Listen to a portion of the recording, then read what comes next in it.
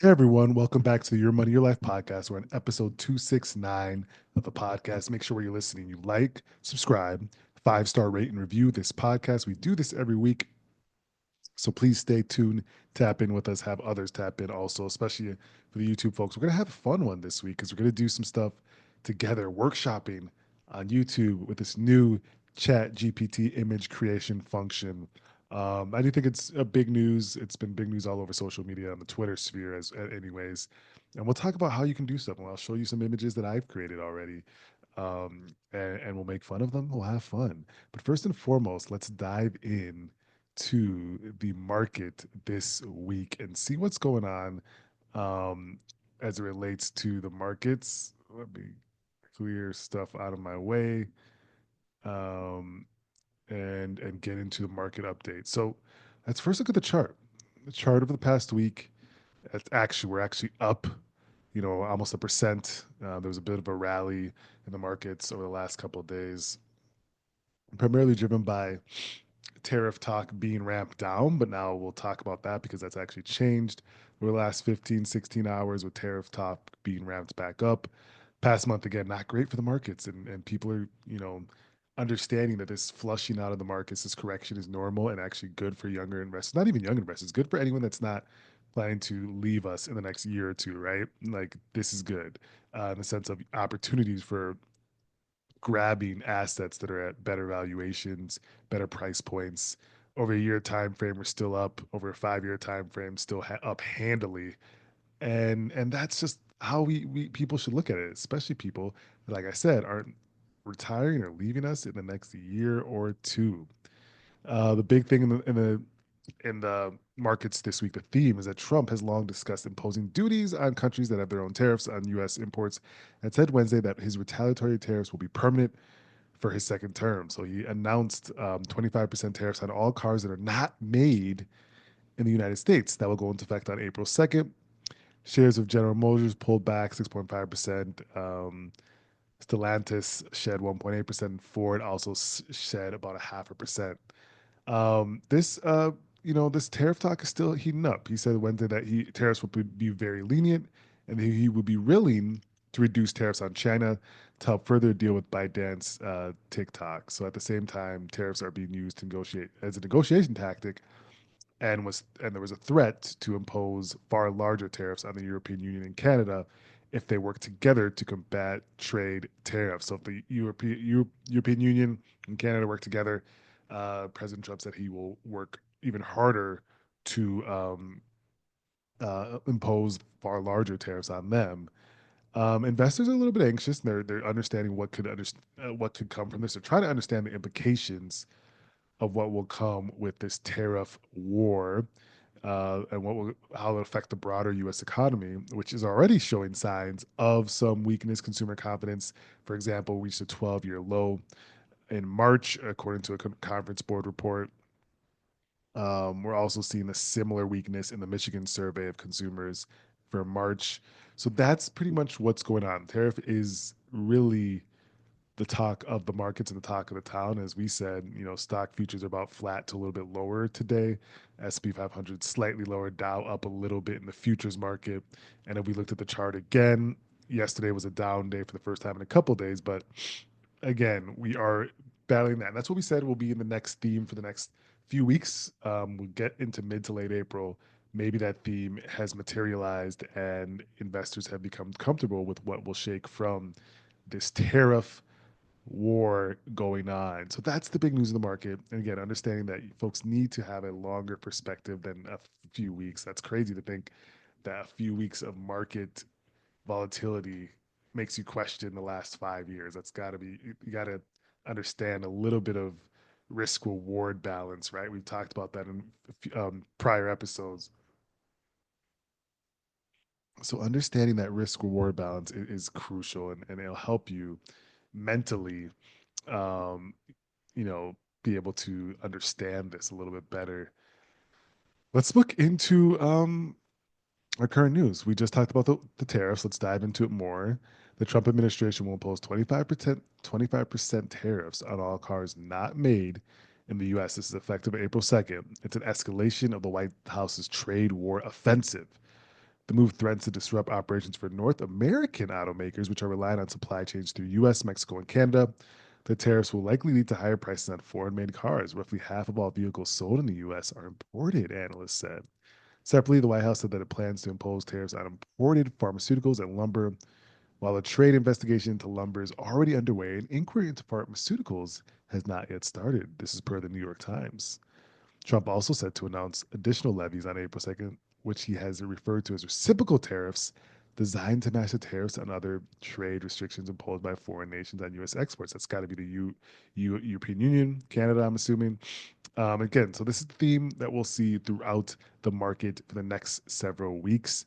So keep your eyes peeled on it. And again, it's a really going to be driving some of the sentiment in the market.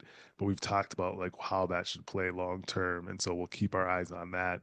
OpenAI is in another funding round. They keep doing funding rounds. How many damn funding rounds are they going to do? This is another one that they're looking to close. It's $40 billion in funding, which will lift the company's valuation to $300 billion. This is a $300 billion private market company, an incredible unicorn. According to Bloomberg, citing anonymous sources, the total would make the round led by SoftBank the largest single funding round in history. This is the largest single funding round in history. Meanwhile, according to anonymously source reports from Bloomberg and CNBC, OpenAI expects to see its annual revenue triple to 12.7 billion from the 3.7 billion it amassed in 2024. So they're growing. That's obvious, but their valuation 300 billion and doing 12.7 billion in revenue, people are just piling in at this point because they're like, okay, we got to get in on this thing. I mean, could they be the first private company that is worth $1 trillion? Who knows with all the funding that they're getting, and they continuously need it because they're burning cash so quickly to power the AI algorithms, to power the computers, to employ some staff, I'm assuming, but mostly to power these computers and to grow. Which I don't, do they even do any marketing? It seems like they don't have to because everyone just kind of knows about the company. Most people do. Other backers or existing backers are some other firms here. There's newcomers. Magnetar Capital could invest to 1 billion at the $300 billion valuation. So people are really piling in. It's not that I would assume it's not the top for this company. They seem to have of course, we know they have a growth and revenue generation plan, and they're making billions of dollars, but the funding just keeps coming. So we'll keep an eye on that. We are going to look at the new image generation model on Chat GPT. Have you take a look at some of the things I played with and what you think about it. So that's going to be our roundtable today. But first, let's go to the next article. Delinquent students debt hits 250 billion. There's nearly 10 million borrowers were behind on their student debt payments at the end of last year, following the end of COVID era relief period, according to new data by the Federal Reserve Bank of New York. The report found that 15.6% of federal student loans were past due. That's a record high, amounting to more than 250 billion in delinquent debt. New student loan delinquencies can significantly ding users' credit, particularly those with high scores. This person said, I took out an MBA loan that will cost 1 million over the life of the loan. I'll be paying this amount back for my social security checks until I'm death. That's Shelly McNeil. She's an MBA. Okay, that's interesting, Shelly. Yeah, unfortunate. Interest rates are equal to the Fed loan rate could change everything. Interest rates equal to the Fed loan rate could change everything. Interesting. So here's that's a personal anecdote from Shelly, who wrote on this LinkedIn story saying that she took out a loan that will cost $1 million over the life of the loan. And she was a Yale MBA student. Interesting. Why are colleges giving out this kind of loan? I don't remember that the kids that young being able to take out that kind of loan. Parents had to do it when I was younger, if I remember correctly. And this is from Sandra Roop, and she's commenting on the article itself. Let's dig into the article and see if there's any tidbits from it. And it's actually more of a post that dives into more depth of what's going on right now. But you're seeing that people are showing that delinquency. There's a lot of changes going on in forgiveness and policy. So please keep peeled on those changes and have a solid plan, or work with someone that can provide a solid plan if there is one to be made on these different things. So keep your eyes on that. Jack Dorsey, he's cutting 931 jobs from Block, his other company. Block is the company behind Cash App and Square. They eliminated 931 jobs, About 8% of the workforce. This is according to TechCrunch, which cited a leaked email. Um, it said in the email that 391 roles would cut due to strategy, 460 positions for performance, and 80 managers' roles due to flattening Block's hierarchy. The layoffs, which Dorsey said were financially driven, follow Block's decision to eliminate 1,000 jobs in January. Okay, so they're slimming down. They are slimming down. Wonder why that is. I'm curious on how the company's doing. We could check the stock here if I'm not mistaken. Square said Cash App and let's check it out.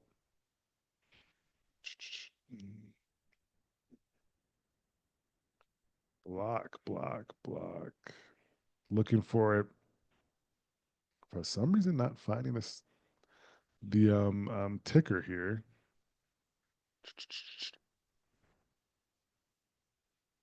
Square and Cash App.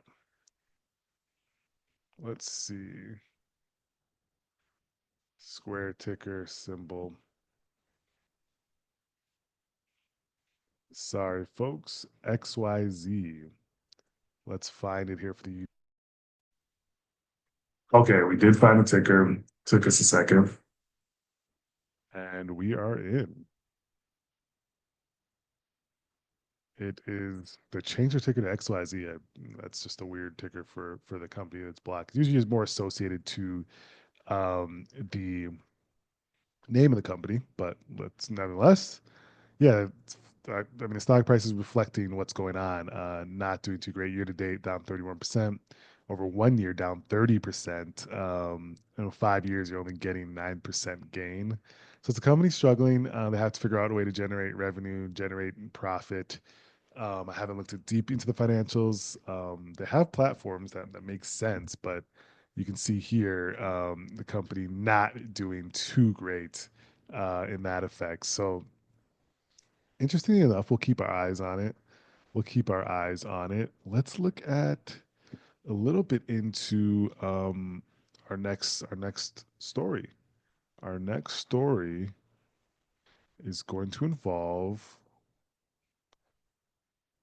some interesting information here. Google's Waymo rolls into Washington, D.C. to get legal robo taxis on Fed's radar.